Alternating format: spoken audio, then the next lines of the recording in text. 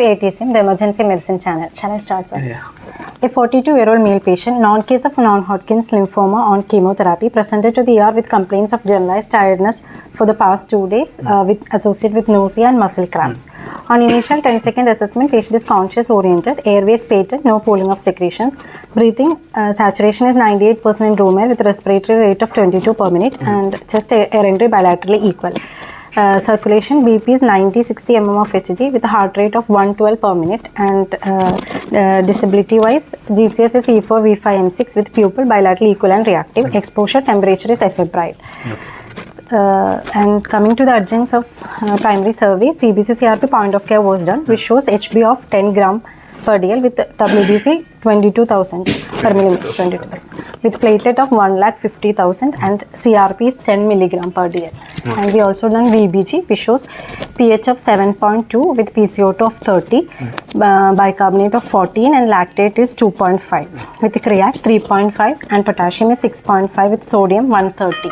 Sodium 130. So you can explain the VBG has a metabolic acidosis picture, which shows pH of 7.2 with PCO2 is mildly decreased, 30 with respiratory alkalosis picture with the creat of 3.5 and potassium. Hyperkalemia 6.5 is hyperkalemia and lactate is also 2.5. Lactate 2.5. Okay. 6.5 was the potassium. Okay. And at that time we took one ECG also to look for the changes of hyperkalemia. In ECG we show there was tall peaked T waves and widened QRS was found. Okay. What did you do? At that point, we inserted the IV cannula and also we corrected the potassium. Initially, we give, since ECG changes are there, we corrected through giving calcium gluconate 10 ml 10% over 10 minutes. Okay. And also we give nebulization with esthalin and also insulin plus dextrose correction is also given. And coming to the ample history, patient is not allergic to any medications. Past medications, recently patient was diagnosed non-Hodgkin's lymphoma 2 months back and started chemotherapy in the last week. Chemo was started last week? In the last week, R-CHOP regimen was started. And there is no history of diabetes, hypertensive, no chronic liver disease or no history of chronic kidney disease. So no other comorbidities, just no other comorbidities he was having. Recently diagnosed. What was the age of the patient? 42. 42. And patient presented to the ER with complaints of generalized tiredness, nausea and muscle cramps, following the chemotherapy which was started last week. And no history of fever, cough, abdominal pain, dysuria, constipation or loose stools. He developed nausea and followed which multiple episodes of vomiting is also there. And then he noticed mild decrease in the urine output for 1 day and palpitation since morning. No history of chest pain, sweating, shortness of breath or weakness of limbs or paresthesia. And no history of other drug intakes or alcohol intake. On examination, patient is ill looking and dry mucous membrane and also there with pallor, dehydration is present, and no icterus, clubbing, cyanosis or lymphadenopathy. Coming to the cardiovascular system, S1 S2 present with no murmurs, chest air entry bilaterally equal and clear, and CNS no focal neurological deficits, per abdomen soft and non-tender and bounce sounds present. So initially, the patient is presented with complaints of generalized tiredness with nausea, vomiting and muscle cramps. And CBC CRP wise total count is in the higher level with HB 10 gram per DL and platelet thrombocytopenia platelet is 1,50,000 and VBG so metabolic acidosis with respiratory alkalosis with a hyperkalemia. And ECG changes are also there for the hyperkalemia, and we initially suspect either patient is in an infective stage with the AKA, acute kidney injury, hyperkalemia because of AKA. And the contradictory points are that there is no history of fever was not there. CRP is also somewhat lower side. And we can also suspect the patient has multiple episodes of vomiting, dehydration will be there, maybe pre-renal AKA because of hypovolemia. And we can also suspect any drug-induced, recently started chemotherapy is there, any drug-induced changes, acute kidney injury. We can also suspect rhabdomyolysis and all. This patient less likely to be rhabdomyolysis, but anyway we had to, these are when we are like comparing for the finding for DD, one of the DD will be rhabdomyolysis.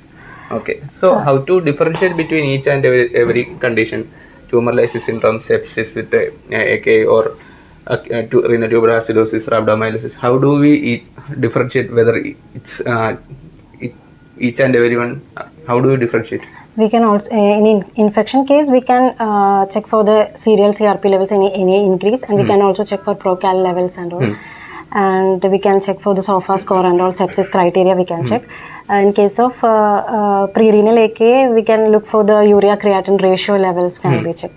And in case of rhabdomyolysis, we can also send for total CK levels. In tumor lysis syndrome, there will be other metabolic derangements will also be there, along with hyperphosphatemia, hyperuricemia, and also hypocalcemia will be there. So, and in toxic drug levels, we can send for the drug concentration of the serum. Yeah. And in this patient, we admitted the patient, we corrected the hyperkalemia, we corrected the dehydration, we give hydrations and all, and followed which we sent for the labs. So when the labs came, the uric acid levels is high, 12.5 with phosphate 6.2, and urea was around 84.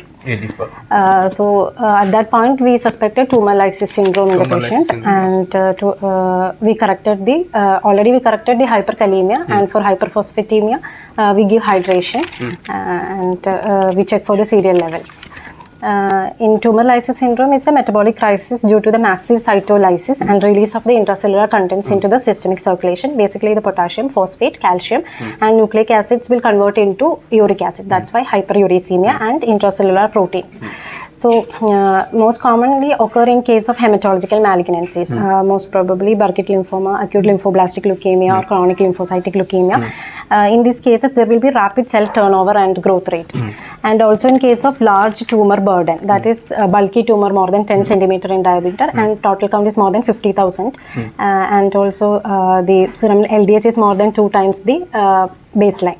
And in case of organ infiltration, bone marrow involvement and all, and pre-treatment, there will be hyperuricemia, that is uric acid more than 7.5, and hyperphosphatemia, that is more than 4.5. And in case of pre-existing nephropathy or exposure to nephrotoxins, and already the patient has oliguria and any volume depletion and all, it will lead to tumor lysis syndrome. Already pre-existing conditions are there. So here you have spoken about some kind of electrolyte changes, no? How do each and every electrolyte change occur in tumor lysis syndrome? In case of, because of the intracellular contents spread into the systemic circulation, there will be rise in potassium, phosphate, and nucleic acids like change into uric acid will cause the uric acid content. About hypocalcemia? Hypocalcemia, because of the phosphate content, hyperphosphatemia, there will cause the calcium phosphate secretions, and that will lead into the renal tubular tubules and will cause the nephropathy. Okay, so regarding how do we there's a criteria for finding whether it's tumor lysis syndrome, no? What's the name of the criteria? Criteria name is Cairo-Bishop definition is there. There is lab TLS criteria and clinical TLS criteria. Both 2 or more serum abnormal values, that is either upper limit of the normal or 25% increase in the serum value from the baseline. That will be in 3 days before or 7 days after the chemotherapy in the setting of adequate volume expansion and use of a hypouricemic agent. And clinical TLS means lab TLS plus 1 or more of the following, that is not directly or probably attributable to the therapeutic agent, that is increased serum creatinine concentration that is more than 1.5 times the upper normal limit, and cardiac dysarrhythmia and sudden death or seizure. That is the criteria for the clinical TLS. So in that case, uric acid should be more than 8 mg per dl, potassium more than 6 milliequivalents, phosphorus more than 4.5, and calcium less than 7. That's the criteria. So hyperkalemia, hypocalcemia will be there, no? So how can we find out what are the ECG changes that we can see in case of tumor lysis syndrome?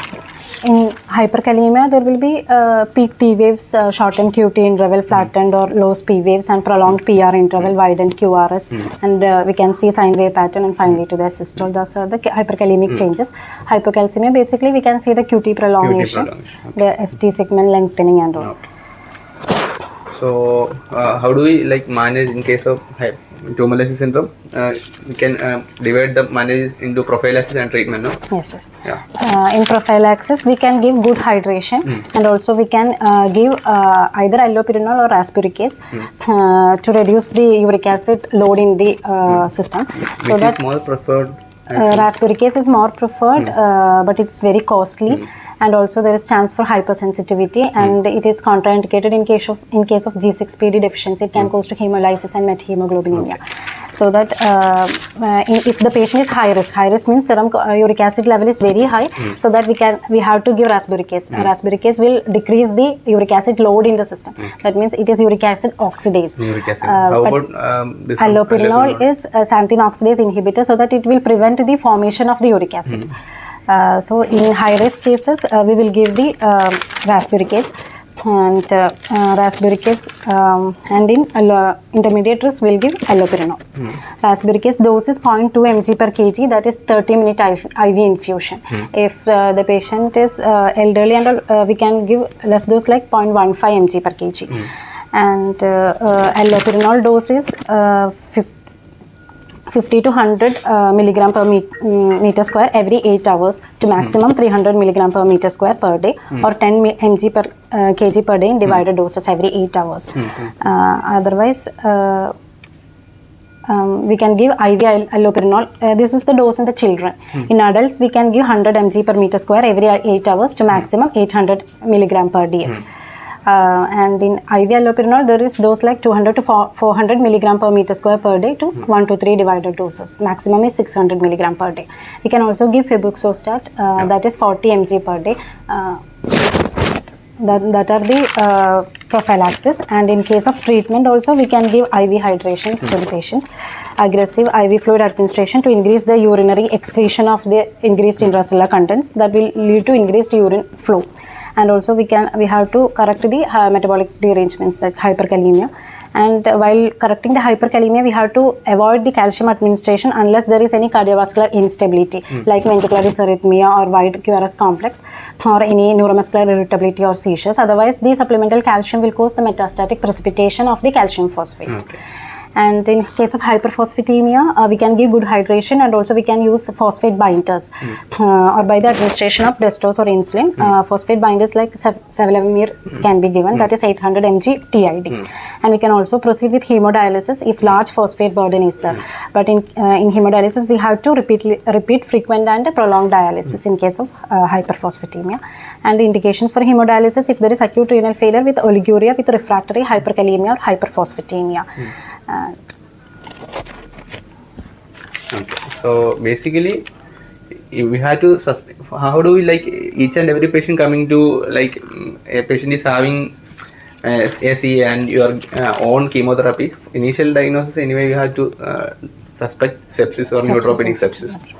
If other things are ruled out only, you have to go forward with tumor lysis, and for the same you have to check for the labs, and if at all it's sepsis, you will not see that much of a high uric acid levels, whereas in TLS you will have uric acid levels. It's same in regard for rhabdomyolysis and other drug induced also, it will be kind of similar. So then for tumor lysis, main thing is once you have diagnosed the tumor lysis patient, first thing we have to go forward is IV fluid hydration, and later on regarding the electrolyte changes, you have to correct each and every electrolyte except for hypocalcemia, where if at all patient is symptomatic only, correct.